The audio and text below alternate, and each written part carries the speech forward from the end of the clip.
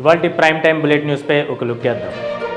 బంద్కు పిలుపునిచ్చిన బెంగళూరు హోటళ్లు, గ్యాస్ ధరల పెంపుపై యజమానుల నిరసన. లెబనాన్పై ఇజ్రాయెల్ కెమికల్ దాడి, నిప్పుల వర్షం కురిపిస్తూ ఇళ్లను తగలబెడుతున్న సైన్యం. గచ్చిబౌలిలో బయటపడ్డ మరో కల్తీ మాఫియా, దాదాపు 22 లక్షల విలువ గల వంట నూనె, గోధుమ పిండి తదితర సామాగ్రి సీజ్.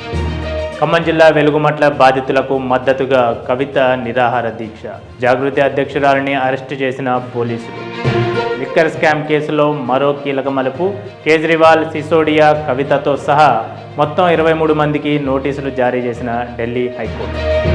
భారత జట్టుకు 131 కోట్ల నజరానాను ప్రకటించిన బీసీసీఐ. టీమిండియా టీ20 ప్రపంచ కప్ గెలిచిన నేపథ్యంలో కీలక నిర్ణయం. కాకినాడ బాణాసంచ పేలుళ్ల ఘటనలో తండ్రిని కోల్పోయిన మానసిక దివ్యాంగురాలు దుర్గకు సినీ నటుడు అల్లు అర్జున్ అండ. ప్రతి నెల 7,500 చేయూత అందిస్తా అంటూ ధీమా. యుద్ధ వాతావరణంలో Abu Dhabi real estate mega crash. గంటలో 7 కోట్లు తగ్గిపోయిన ప్రాపర్టీ రేట్. నేడు రెండో రోజు పార్లమెంటు సమావేశాలు. స్పీకర్ ఓం బిర్లాపై అవిశ్వాస తీర్మానంతో పాటు పలు బిల్లులపై పార్లమెంటు సమావేశాల్లో చర్చ. నేడు బెంగాల్లో కేంద్ర ఎన్నికల కమిషనర్ల పర్యటన. అసెంబ్లీ ఎన్నికల సన్నద్ధతపై మీడియా సమావేశం. కరూర్ తొక్కిసలాట ఘటనలో విజయ్కు సిబిఐ నోటీసులు. నేడు సిబిఐ విచారణకు హాజరు కావాలని నోటీసులు. నేడు కదిరిలో లక్ష్మీ నరసింహస్వామి రథోత్సవానికి తరలి రానున్న లక్షలాది మంది భక్తులు. నేడు మిలియన్ మార్చ్ డే సందర్భంగా కార్యక్రమాలు. తెలంగాణ ఉద్యమాన్ని స్మరించుకుంటూ హైదరాబాద్ గన్ పార్క్ వద్ద నివాళులర్పించనున్న కోదండరాం. ఏపీలో గ్రామ పంచాయతీల పునర్వ్యవస్థీకరణ. జనాభా ఆధారంగా పంచాయతీరాజ్ గ్రామీణాభివృద్ధి శాఖలో సరికొత్త సంస్కరణలు. డిపిఆర్ను సిద్ధం చేసిన Musi river front development corporation. ఈ నెల 13న వివిధ అధికారులు, మూసీ పరివాహక ప్రజలతో సమావేశం అవనున్న సీఎం రేవంత్ రెడ్డి.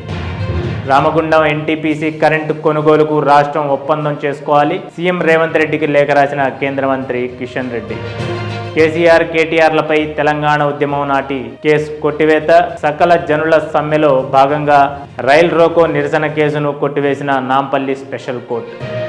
యాసిడ్ దాడి బాధితుల పునరావాసాలపై రాష్ట్రాలు, కేంద్రపాలిత ప్రాంతాలను ప్రశ్నించిన సుప్రీంకోర్టు. గౌరవప్రదమైన జీవనాన్ని గడిపేలా భృతినైనా కల్పించేందుకు కృషి చేయాలని జస్టిస్ సూర్యకాంత్ ఆదేశం. యుద్ధ భయంతో ఆవాసాలు కోల్పోతున్న పెంపుడు జంతువులు. స్తంభాలకు కట్టేసి ఎడారిలో వదిలేసి పారిపోతున్న దుబాయ్ ప్రవాసులు. పార్లమెంట్లో రేగుతున్న పశ్చిమాసియా వివాదం. ఆయా దేశాల్లోని భారతీయుల భద్రతే ప్రాధాన్యం అని తేల్చిన విదేశీ వ్యవహారాల శాఖ మంత్రి జయశంకర్. నగరాల్లో చెరువుల పునరుద్ధరణకు కట్టుబడి ఉంటామంటున్న రేవంత్. కుకట్పల్లి నల్ల చెరువు ప్రారంభ సందర్భంగా వెల్లడి. ఇవి ఇవాల్టి prime time bullet news. This is Riyaz signing off.